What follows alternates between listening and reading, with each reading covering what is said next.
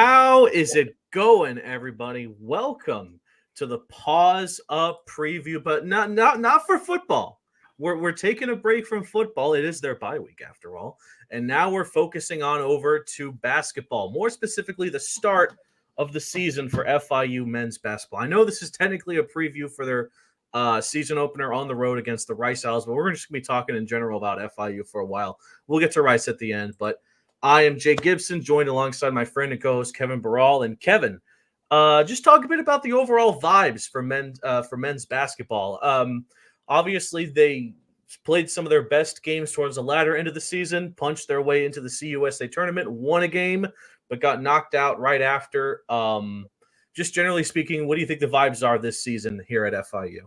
Yeah, I mean, you got to think that they lost Arturo Dean. That's by far the biggest loss. Javante Hawkins, Seth Pinckney, both graduating, heading over to Greece, now playing pro ball over there. So, but, I mean, you got to think about it. I mean, this team kept almost their entire roster. There's just a couple newcomers. There isn't that many. No. So, a lot of excitement there. You still have Jonathan Abar. You still have Deshaun Gittins, who will probably lead the way. Jaden Brewer's really done a lot of good things. So, I would say for the most part, the vibes are high. I think it's good to say. I mean, look, this schedule isn't as hard as it was last year by any means. You're not playing Miami. You're not playing Tarleton State again. Kennesaw, you're going to play again in Stetson as well. But by no means is this the same schedule we saw last season. Yeah. That was as tough as it could get. So, with a UCF and a Miami in there, which, two good games that FIU played there, but unfortunately just didn't come out on top. And I think this non-con is going to really give them the confidence to go into the conference schedule, which, again, Conference USA basketball is not easy to play. I mean, we saw Sam Houston, Western Kentucky, two really good teams. La Tech is always a really good team in the conference. So, and now you're adding Kennesaw State to the mix, which went to the NCAA tournament not too long ago. So, again, not it can be an easy schedule by any means, but definitely not to the level that we saw it last year.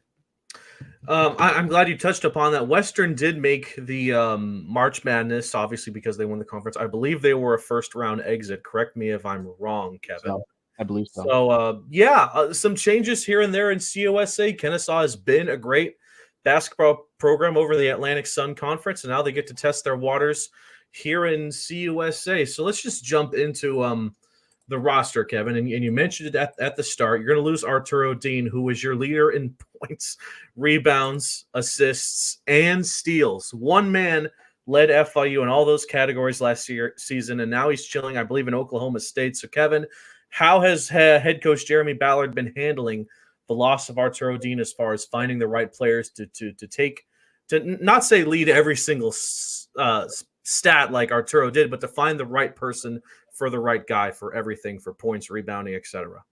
Yeah, I don't think there's a clear way to emulate what Arturo did. Yeah, you have to think about the way that he played the game. He led the nation in steals. That you're not going to have that this season whatsoever. I mean, FIU, we're going to talk about their struggles and what went wrong for them last year. Yeah. But Arturo led the team in rebounding as well, which you don't really see from a guard. But I think we'll talk about that soon as well. What they did bring in through the portal, through even just signing guys out of to be freshmen on this team. I think it's a little difficult to say you're going to emulate Arturo, you're going to replace Arturo, because even the players that they brought in really aren't like him. It's more of a traditional point guard. Arturo wasn't a traditional point guard by any means. He was a score first guy who who created a lot of shots for other players, but he was a defensive heavy guy, and that's what FIU needed from him, most of it. And I don't think they're going to have that type of player this season, unless I'm wrong and someone all of a sudden begins to play well. I know we'll talk about some of these newcomers, but yeah, I don't think there's a way you could say they're going to emulate him or they're going to replace him. I think the best way to say is you're bringing in this team that they have this season. A lot of guys that can do a lot of different things, and that's something that you should be pretty excited about. You have a Sim Jones, who we'll talk about soon. He's your traditional point guard. You have a Day Gittins, who is very exciting, a score-first guy. He's someone who could also hit the three ball well. You have a Jonathan Abar who's coming back from an injury, as well as obviously Gittins, someone who's going to spread the ball out, spread the floor a little bit, and just get some rebounds, help out in that department. You have a Vianney, who's someone who is coming in from the JUCO ranks, who's really impressed. And then you have a Jay Brew, who's probably going to come off the bench or start.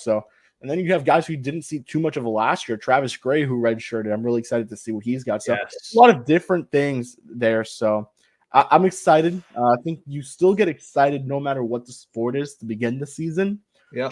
Because, you're 0-0. You have a chance. Every team has the same chance at that moment. You never know what could happen. So, we're going to be as excited as we were for football and men's basketball now, and even Yeah. coming down the line. So I'm very excited for the start of the season. I think this team has a chance to do something pretty cool in FIU. And I think at least in the non-con, they should be a fun watch. And I mentioned him. I mentioned him earlier, but one experienced veteran that's going to be on this team is the head coach, Jeremy Ballard, who I believe is entering his 7th season with FIU men's basketball. If I'm not mistaken, I think he was hired back in April 2018. So, so with that said, we'll talk about the expectations you have for him personally. There's been some good and some bad during his time here at FIU, just generally speaking, but obviously. I think the team and him realize that they have momentum based on postseason results, which is something they haven't had in a very long time. So just talk a bit about what you think Ballard's expectations are for the Panthers this season. Yeah, I mean, I think the pressure's there for him to win now. I mean, I know the team may not be on paper what many think would be a winning team, but I mean, he's had some good teams, man, these last couple of years. You look at 2022, you had Denver Jones, you had ISO, and then you had Arturo, who won, I believe, was an All-CUSA guy, at least freshman.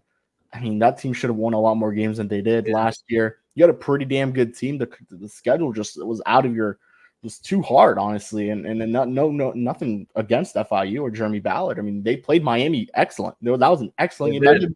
That may have been a lot, but that was by far the best game they played all season. I mean, you have to think about it. But I think the pressure's on to win. I mean, Jeremy Ballard got here at FIU, and he got off to a great start. They won over 20 games, I believe, in both first 2 seasons for Ballard. And since that, it's kind of been like a downward spiral for him to a certain extent. And again, it's hard to win in this new age of college athletics in general, where NIL is a driving factor. I mean, you're losing players like Arturo Dean, Denver Jones to the portal. These are guys who you brought in. I think Denver is the only exception. He was a JUCO guy, which FIU now, as I think it's worth noting, has done very well. And I mean, they're bringing in some pretty good JUCO products. So overall, I think the pressure's on for Ballard. I'm not going to say he should get fired by any means, but I think a tough season, and unfortunately, that may be a conversation that comes up towards the end. But I think as fans of this team and as fans of what Jeremy has done during his time at FIU, by far one of the nicest coaches, one of the coolest guys we've met. I'm rooting for him, and I think you are as well. And I'm excited to see what they're able to do. So let's dive into our expectations for this roster here, Kevin. You obviously lose Arturo Dean, like we mentioned at the top, but I think FIU overall has done a good job retaining scoring talent on this team. You have players like Jaden Brewer and Deshaun Gittens, who I personally believe will give you a lot of minutes this season and will be some of your leading scorers. I think a lot also hinges on the health of Jonathan Abar. Obviously, he had to miss the majority of last season with an injury. Now, if Abar can stay a full season as one of FIU's best balanced players between both height and scoring ability, I think that trio of Abar, Brewer, and Gittens could get you pretty far, especially if you can even throw in Okiki, who can get you height as well. I think those are the 4 big newcomers that I think fans have to really watch out for that could do really well. Yeah, OKK is going to be interesting. He hasn't played too much because obviously they brought in 2 big men, and I think it's just worth noting their names right now. So along with OKK, you brought in Vianney, I'm probably going to say this wrong, Salachum, and then you have Olajuwon Abraham. So they call Olajuwon is called Ibo, and the other one we just say Vianney. So just pretty easy way to say it. So you won't be hearing that obviously at the game, but internally that's probably what you'll hear most of the time. So easy way to identify them. And those are 2 big dudes, man. I mean, you have OKK, who is, I believe, let me make sure I have this right, 6'9", and Vianney's 6'11", and then Ibo is 6'10". I mean, you have the height, and Vianney's probably going to start first game of the season against Rice. So I'm excited to see what those 2 guys provide. And then obviously you mentioned the other names. I mean, Deshaun Gittens missed a lot of time too with injury, along with Abar. Those 2 guys really weren't able to play too much in conference play. Thankfully, Gittens was healthy for the tournament, but just too late at that point. And You mentioned Brewer. Brewer, I think, is going to start. He has a good chance to do that this season. I think he's going to play a lot of minutes. Now, I wouldn't say he's going to lead the team in minutes, but definitely likely, especially if someone like an A-Bar getting to go down at some point in the season. Unfortunately, that was just the case throughout a lot of last season. So I think Brewer is going to be the name to really focus in on. I think he's going to have a big season. He led the team in a couple of those private scrimmages that they did have throughout this offseason. So I'm excited to see what he does. I think A-Bar actually led against in their last one, but obviously can't say much more than that. By the way, shout out the amount of international talent that Florida International University has on this roster. By the way, you have Pastoriza from Puerto Rico, you have Vianney from Cameroon. Looking down the list here, you have Olajuwon from Nigeria. Those are some cool names from across the globe that maybe we'll see some time with for this FIU squad. Just pointing that out, it is FIU for a reason. Yeah, it's pretty cool. Now I want to tackle the size of FIU. I think you and I can both agree that was one of the biggest weak points of FIU's team last season. When A-Bar went down, they just did not have a lot of size to not just defend the rim but attack the rim as well. How would you say they've done so far this offseason to sort of handle that issue specifically? Yeah, well, I mean, and like I mentioned, you're bringing those two big men to complement already what OKK and A-Bar could provide. And it's not like A-Bar is the tallest guy either on the team. I mean, he's only 6'9", which isn't too bad actually. So, and he's more of a guy who's going to spread the floor for you. And I mean, dude, they struggled to really rebound last season. Arturo led the team with 5.1 rebounds per game, and then after that, you get A-Bar at 3.6. I mean, FIU was a really bad rebounding team. They were the worst in Conference USA. Not only that, they were probably they were one of the worst in the country last season. So I think that's definitely going to be something that they need to emphasize a lot more, especially with the size that you are bringing. And I don't think there's going to be a small ball lineup per se. Maybe the most you would look at is with an A-Bar as your center, but I don't see that being the case. I mean, you have Ibo and you have Vianney, two guys who are big dudes. I mean, those are big guys. I mean, you stand next to them, you think you're pretty small. So I think that'll definitely help. And those are two guys who actually could play a lot more minutes. Seth Pink was so big and so long that he would get tired out there pretty quickly. So bringing in someone like an Ibo and someone like a Vianney and even OKK, I mean, those guys are going to play a lot of minutes, and they need to be quick. They need to be agile, and that's something they've really shown, at least in the practices I've seen. So I think they've really handled that well. And, I mean, again, A-Bar is another guy who's going to help out in that mix as well if he plays. I mean, you're looking at four guys right now who are going to help you out in that rebounding department. And who knows? I mean, last season, you look at the numbers, you had a guard lead your team in rebounds. Gittins wasn't too far off with 3.5, and Brewer as well, not too far down there as well with 3.2. So those are two other guys who could help out in that department. And I think the big thing for them wasn't even the offensive rebounds. They were actually pretty good in offensive rebounds last season. It was the defensive rebounds, not being able to get stops. And obviously that's why they had the worst defense in Conference USA last year. Yeah. I'm tired of small ball. I really don't like seeing small ball just played in basketball, generally speaking. So if FIU can adopt a system where you'll always have a big guy there to, again, protect and attack the rim, I think that'll go a long way for this Panthers squad. Now, as far as snipers, Javonte Hawkins last season was a certified sniper, Kevin. I think he really showcased the best of his abilities in that senior night game. I believe it was against Western Kentucky when he dropped 27 points, including a couple of clutch daggers there at the end to secure the win. Javonte meant a lot for this team when they wanted to get momentum, when they wanted to start some offensive, not just drives, but swing points or just get on runs. That's what I mean. When FIU's offense wanted to get on offensive runs, they relied on Hawkins to either land his jump shots or to attack from beyond the three-point line. Now they don't have him anymore. He graduated. Congratulations to Hawkins. But now who do you think is going to be FIU certified sniper this season who can attack from long range? Yeah, I mean, George Pridgett and Jaden Lipscomb are the two guys that kind of come to mind. So I definitely think those are two guys who are going to definitely step up in that department. You mentioned Brewer, obviously one of those, but I'm just looking at the numbers, 3-point percentage. Definitely, FIU struggled a little bit there, but Dante, not even Dante Wilcox. Let's get someone who actually shot more. Yeah, Jaden Lipscomb and Pridgett were the two that kind of stand out. I mentioned A-Bar, someone who could spread the floor a little bit. So I like them as options there for sure. But this is not a team that's going to really shoot the three ball too much. I think they're going to be more of a team that's going to try to drive it in and get it to their big man. I mean, we've seen their style of play, Jake. It's pretty quick, pretty fast tempo. Yeah. It's hard to find that shot. And, maybe that tempo just maybe would need to slow down at some point, but I don't see that happening. So, Kevin, who would you say are some of the newcomers that you're really excited to see deliver on the points per game category? You bring in Asim Jones as well as Ashton Williamson, who I think have looked good so far in the offseason, preparing for their season opener. But, yeah, who are some of the newcomers that you really think are going to make an impact offensively for the squad? Yeah, you mentioned Asim. I think he's more of your traditional point guard, really going to find that open shot. He's not going to he's not going to go for the shot himself always, but I think he does have a good opportunity, but I don't know, man. I think that's a great question, honestly. I think you got to look at someone like a Ashton Williamson, as you mentioned. I'm very excited to see what he does. Then you obviously have Vianney. I think Vianney's going to be someone who they're going to try to feed the ball to a lot. He's a big dude. He's 6'11", has to be one of the tallest players in the conference. But I think you're looking at those two guards primarily, Jake. You're looking at Asim Jones and you're looking at Ashton Williamson, a freshman, by the way, Williamson. Yeah.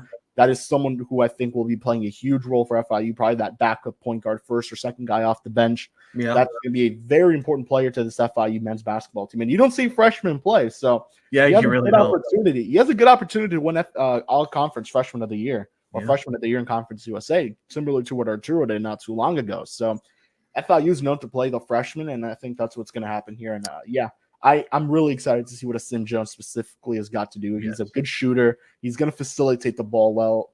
Ashton still needs to work on that a little bit, I think, the facilitating aspect of it. But the guy could score, so I'm excited to see what he provides. So what would Kevin Burrell's projected starting five look like for this game against Rice? Who do you think has earned the first starting five of this season for FIU? I think you're going to go point guard Asim Jones, shooting guard Deshaun Gittins, small forward would be Jaden Brewer, power forward Jonathan Abar, and then your center would be Vianney. That is a pretty good lineup. Who are the bad, actually? Who's your sixth man? I think it would probably be Ashton. If not, it would be Jaden Lipscomb. Probably Jaden. Okay. All right. That's good. I like that starting lineup. That's good. Let's talk a bit about what some of the other members of Conference USA have thought for a minute, because they've all shared different opinions on who they think will be some of the best teams in the conference here. And just looking at the power rankings that they showcased, FIU's at the very bottom, Kevin. It's Louisiana Tech at the 1, Western, your reigning CUSA champions, at the 2. Funnily enough, the newcomers, Kennesaw State, are down at 8, which is surprising. New Mexico State also at the 7. Then you have Liberty, Middle Tennessee, UTEP, Sam Houston, and Jack State all above FIU, who's sitting at that 10 spot. Generally speaking, do you agree with this list, Kevin? Is the bottom of the barrel a fair assessment for FIU? I hope the roundtable people are watching, because I highly disagree with that. FIU not only beat Jack State in the tournament. Oh, yeah, no, they only beat Jack State in the tournament. I'm sorry. Yes. But Jack State did lose some big pieces. I mean, they lost Kiki Tandy, who's now off at FAU, and unfortunately for us, I mean, we'll see him again real soon. But now I also would have put us over Kennesaw State. We beat them as well, pretty convincingly, actually, last season. So we also beat. I want to say we beat a lot of these Conference USA teams. We beat Sam Houston, we beat Liberty, we beat UTEP. But I think it's fair where they put us, to be honest with you, to a certain extent. I do think they should have put FIU 8th, honestly, and then Jack's 10, Kennesaw 9th, FIU 10th. I don't think we beat New Mexico State. I think we did on at home. Mm-hmm. I think that's going to be a team that's going to be pretty good, but overall, we'll see what happens there. FIU, I think a lot of people are sleeping on FIU, and honestly, so is the conference. I mean, they've voted FIU last, tied for last with Kennesaw. So can confirm they did beat New Mexico State, by the way, at home. Just wanted to point. It was on my birthday. I think I remember January 11th. Yes. So nice. Yeah. Okay. So do you agree with La Tech being the favorites, by the way? Yeah, that team's really good. I think they also had the Conference USA Player of the Year. So, yeah, I agree with that. Western Kentucky is a really good team, but I do think they lost their head coach. So, thankfully, they were actually, I think, able to retain a lot of talent just because they went with their assistant coach. So, that's fine. And then Sam Houston, I think, was really close to winning the tournament, I want to say. So, but I think that top 3 is pretty fair. Mm-hmm. And then looking at the let me Liberty stop. at 4 is a little too high for me, but it's I okay. think it's too high. Okay. Yeah. Hey, Let me. that's cool. That's cool. Sort of downwards fall all of a sudden with football. I think the one of their other sports lost. Now, looking at the preseason all conference, according to the guys, no FIU representation here at all, Kevin. They have Chris Mudge as the coach of the year over at Sam Houston. You have Talion Peter as the newcomer, and you have Daniel Bacho, who I do think will probably be the player of the year. He looks like he's going to be a bona fide stud. Do you think there should have been a Panther that made the All CUSA? No, I wasn't expecting it. Although I did talk to the Middle Tennessee podcast because he had me on his show, and I appreciate that. Mm-hmm. And he did tell me he liked a lot of what Deshaun Gittins did, and I think Deshaun wouldn't have slipped in here, but if there was a bench, well, there kind of is a bench out there. So, I mean, if there were a couple other spots, I think FIU would have had a player on there. But, hey, man, I mean, FIU's coming off a season where they really struggled. So, the conference tournament that win in the conference tournament kind of lifted some spirits. Yeah. But that was really about it. So they have a lot to work for in 2024-25, and I think it's doable. A lot is doable for this team. If there's a comeback player of the year award, Abar could be a good fit for that. That would be pretty cool. And him and Gittins. Gittins didn't play a lot either. We're kind of underestimating that. I mean, Deshaun Gittins only played. Let me see. I mean, games played. He only played 30. No, I'm looking at the wrong player. Where is he? 22 games. Abar only played 13. So those are two guys who could definitely be a comeback player of the year type award. And I don't think they do that in Conference USA, but man, if the roundtable's watching. Yeah, if the roundtable wants to do it themselves, feel free. So before we start getting into our opponent for the season opener, let's just sort of sink our teeth into the non-con schedule here for a second. I wanted to ask you, Kevin, as I pull it up right here. I think the premier matchup we're all excited to see is obviously it's going to be the FAU game, because not only is it against your rival, it's going to be nationally televised, and it's going to be fun to see. I will admit that. But aside from FAU, there's a lot of interesting matchups here and there against teams that we're familiar with and teams that we are likely not familiar with. You have Southern Utah afterwards, and you have your home opener. You actually have 4 straight games at home against Florida National, Howard, Northeastern, and Cal State. You have a trip to FAU. Then you have that you have a quick trip to FGCU. I mean, you have a quick game against FAU, which is going to be nationally televised. It's the only national. I believe that FGCU game. It's during that tournament, that Jersey Mike tournament. So there's going to be. I think most of those teams are actually in the Cal State Bakersfield as well. I would have to confirm that which teams are actually in it. But I think most of the teams that you see after Howard are in that tournament. Right. Okay. That would explain why there's nothing TV wise, but they would all be there. Yes, the ones that are not TV that is tournament in FGCU. Yes. Okay. Obviously, you have the FAU game. You have New College of Florida, which I mean, it's a new college in Florida, Kevin. Then you have Stetson in East Carolina, IU Indianapolis, formerly known as IUPUI, yes. Utah Tech. And then you get into your CUSA stretch of the season now.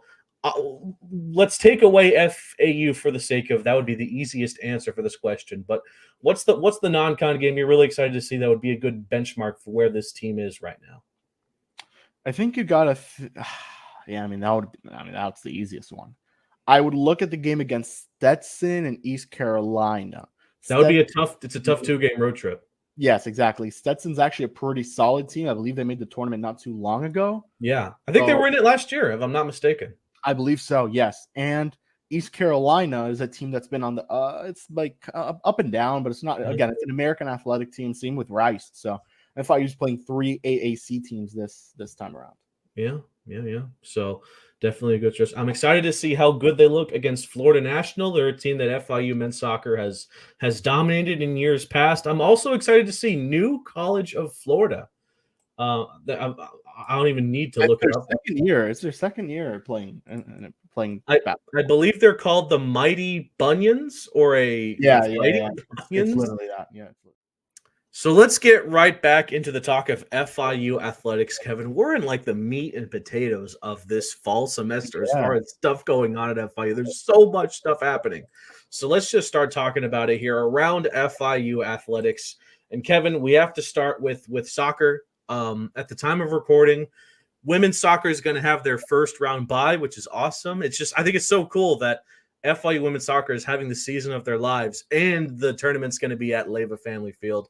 Men's soccer, in all likelihood, it looks like they're going to be taking on FAU in Boca in the first round. So, Kevin, just what are your thoughts on that? I mean, it's going to be a busy time for both teams. Which one are you feeling a bit more confident in? Yeah, I mean, we got to talk about just how crazy FIU athletics is right now. I mean, we're talking about, thankfully, football's on a bye week during this whole thing. So I'm kind of glad about that. But again, I mean, it's a crazy time to live in, I guess, if you want to say. But yeah, FIU men's soccer, they have not won their last 3 matchups against FAU. Mm-hmm. If we remember last year, their matchup heartbreaker.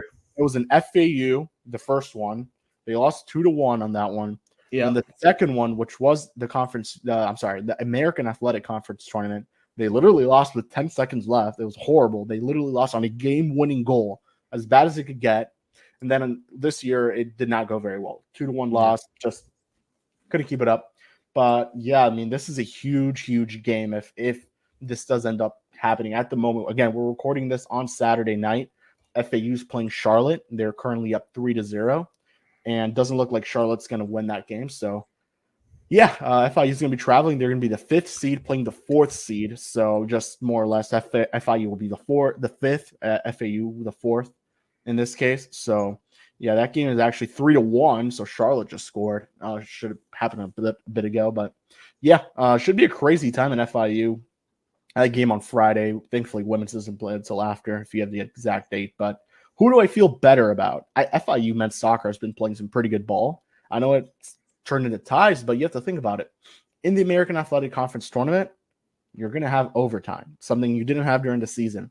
A lot of the games that you're seeing now, FIU tied them, but it's just like, all right, you're going to play some of these teams again.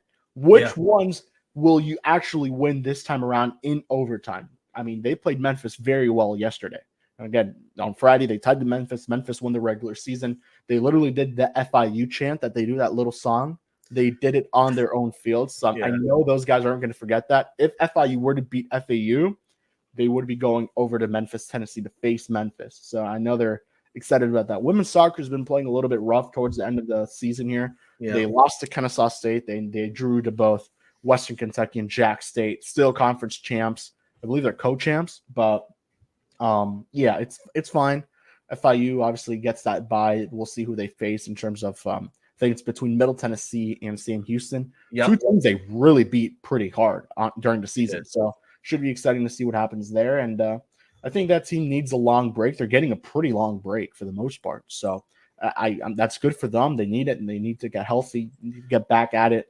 I think they've just been a little roughed up recently. They had to put that game against UTEP in the middle of that whole stretch because of that rained out game early in the year. So should be exciting. I'm excited. I'll be there for every game of the tournament. And I know you'll try to pop out to one. I know we have men's. We have a basketball game during that time, I think, but not sure.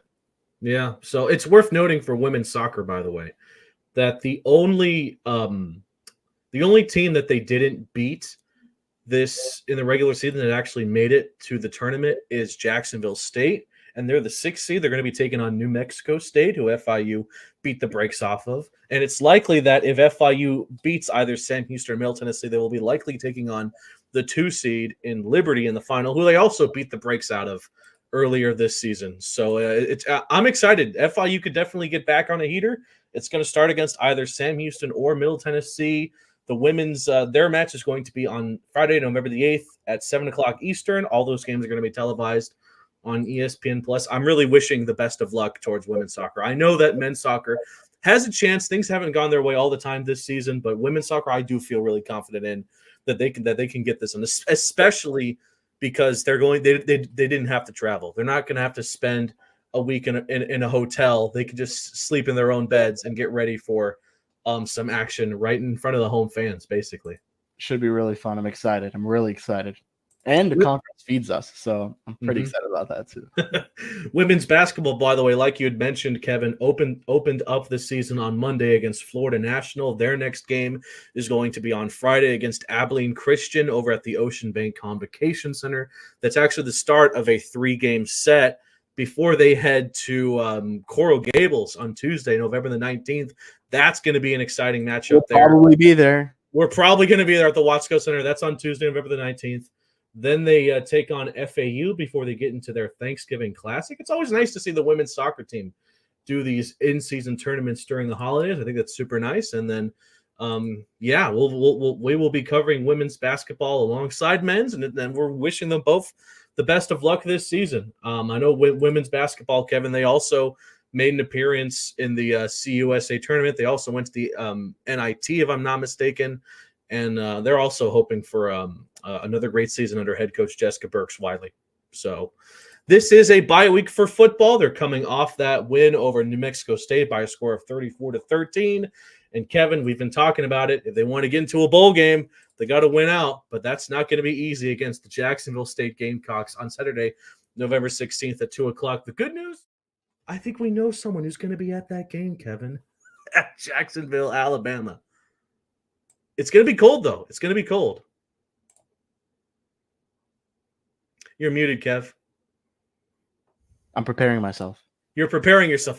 There you go. So, no, and that's part of a 2-game trip, by the way. You're going to be heading to Kennesaw State the week after. You're not going to miss a game. You're not going to miss a game. I was thinking about remainder. I'm not missing another game. That's super sick. So, yeah, if FIU wants to make it to a bowl game, they got to win out. It's going to start against Jacksonville State. If they can get by Jacksonville State, then you're probably going to be golden against both Kennesaw and Middle Tennessee. But we'll see. College football is a weird sport. So that's your look around FIU athletics. There's a lot of other stuff going on, but we'll get towards that with our Paws Up preview for football, which will drop later this week, or actually no, next week. So, alrighty, Kevin, let's not spend too much time talking about Rice, but they are the opponent that we are taking on, so we have to give them their respect. Something I did want to point out is that they have a brand new head coach, Rob Lanier, who comes from a few seasons with SMU. He now takes the coaching job over Rice. He didn't have to travel far to go from Dallas to Houston to now covering the Rice Owls. I think Rice is in a similar boat as FIU. They did a pretty good job returning some of their biggest and best players, but they did bring in a lot of new returners. This is overall going to be a very different team from what we saw last season. Yeah, and that's what makes it interesting. I mean, this is a team that only won 11 games, so pretty similar to FIU. They didn't win too many more. But yeah, I mean, you kind of talk about just the change of players that they have. Yeah, it's definitely there. But overall, this is a team that did have some pretty big wins, I would say. I mean, they played some pretty close games as well. They played close against Texas. They beat like UT Martin. They beat Houston Christian, who FIU played. Yeah. They beat Incarnate Word, which FIU played a couple of years ago. So they had some pretty big wins overall. I mean, this is definitely a tough schedule, nonetheless, for them.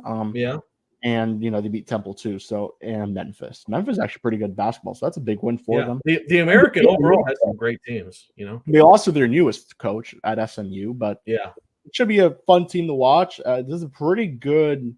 You talk about games that you look at that may be that kind of bar to where this team is at. This is probably a pretty good one to look at and say, this is probably like the closest you'll get to like as balanced as a team like matchup that you'll get. I think this is the one. Yeah. The American overall does produce really high quality basketball. Obviously, you have our rivals over in Boca Raton, which to their credit have appeared in a lot of NCAA tournaments recently. So Rice is going to be in that mix, looking for a spot there in the American to sort of just to try to get into not just the championship game, but by virtue a spot in March Madness, just like FIU, just like everyone else here. So they did retain probably, I would say, one of if not their best player last season, their forward Max Fiedler. He did pretty much everything. He led the team in rebounds, assists, and blocks. He's going to be a name that fans should really look out for so far this season. Also, keep an eye out for Javon Jackson, Quincy Olivari. They were important assets that are also going to be returning. But that's pretty much it as far as returners that you can really keep an eye on for. A lot of newcomers, Kevin. So you have Jordan Washington, Tyler Powell, who some of the Rice podcasts, such as The Roost, they do good work over on social media. They've been really excited to see bring in the talent here, and just overall, I'm not going to say like we know a whole lot about Rice. They're not a team that FIU typically plays. They're not a team that FIU has played since they were members. They used to. They were Yeah, when they were members, they haven't since Rice moved from CUSA to the American. I don't believe FIU has played them in a non-con schedule, unlike some other squads that they have played. So we'll see. I mean, all I'll say is just keep an eye on Max Fiedler, Chris Mullins as well. He'll probably be their small forward. Max Fiedler is a really good forward, so keep an eye out for him. Let's just get into predictions right now, Kev. Not going to spend too much time here. Who will win between FIU and Rice? Let me pull up the thing here. There we go. Now everything's good in the world. So, Kevin, we'll start with you. Before you even get into your predictions for this game, talk about just how you think this season will go generally for the Panthers, your personal expectations, and how you think they'll end up. Yeah, I think this is going to be an interesting season, to say the least. I think a lot of it will come to how strong they start the non-con play, because, again, it's pretty doable. Every game, I think, is doable for this team, maybe except, I don't know, maybe FGCU. That's about it. But they weren't great last season either. Maybe Howard will be a pretty tough one to play. Stetson as well. But I think overall this team's going to have a good chance to win a lot of games, at least in the non-con. The conference schedule is going to be tough. I mean, you have La Tech, CM Houston, Western Kentucky. That's like your big three in the conference. And then you look at other teams. UTEP is a really scrappy team. They should have beat FIU last year if it wasn't for that huge comeback. New Mexico State as well. They played a pretty close game against them. So Middle Tennessee, FIU should have beat them twice last year. So overall, I think it'll be an interesting season, to say the least. I think the 20-win marker is pretty doable. But I'm going to say FIU wins this one to start the season. I would like to check the last time they won their first game of the year. Definitely wasn't last season, but no. I think this is a good test for FIU to begin the season. It's a team that's pretty close to what FIU was last season. And just quickly, I think we should both do this. A season MVP, not game MVP, season MVP. Season MVP. Jaden Brewer would be my season MVP. Yeah. That's a good pick. Damn. I was wondering if we were going to do this, and if they were, I might have leaned towards Brewer, but I don't want to pick the same guy as you. So just generally speaking, I do agree. I think this is going to be a very favorable non-con schedule. You have a lot of teams that FIU has had success against in the past, combined with some newcomers, like, New College of Florida. To their credit, they've moved up and they're taking on real opponents, but they are literally a new college. So FIU better capitalize on that opportunity. But still a very good mix of both talented opponents that'll test FIU this season, such as Eastern Carolina, and obviously that matchup against FAU, which the bank better be packed for that, Panthers fans. We better show our support as FIU takes on FAU. But I think the Conference USA schedule is going to be very difficult. You have teams like Western and La Tech, who I think are going to be very tough opponents. FIU has shown that they can, on their best days, beat some of the best opponents in Conference USA, such as Western, and as well as the brand new additions of Kennesaw State. I do expect FIU not only to once again make the CUSA tournament, but build upon what they did last season, which was win one game. I expect them now to win two. I'm not saying that I'm not going to be confident in them to the point where I think they're going to win it all. But I think it's a disservice to say that FIU men's basketball is the worst team in CUSA, such as what the podcast roundtable said. So I'm going to take FIU in this opener. And as far as my MVP, I think it's going to be Abar. If Abar stays healthy, he's going to be one of the better scoring players on this squad and be as well as one of the leading contributors in both assists and rebounds. Okay, he's going to be the do-it-all kind of guy, and I think that's going to go far for this squad.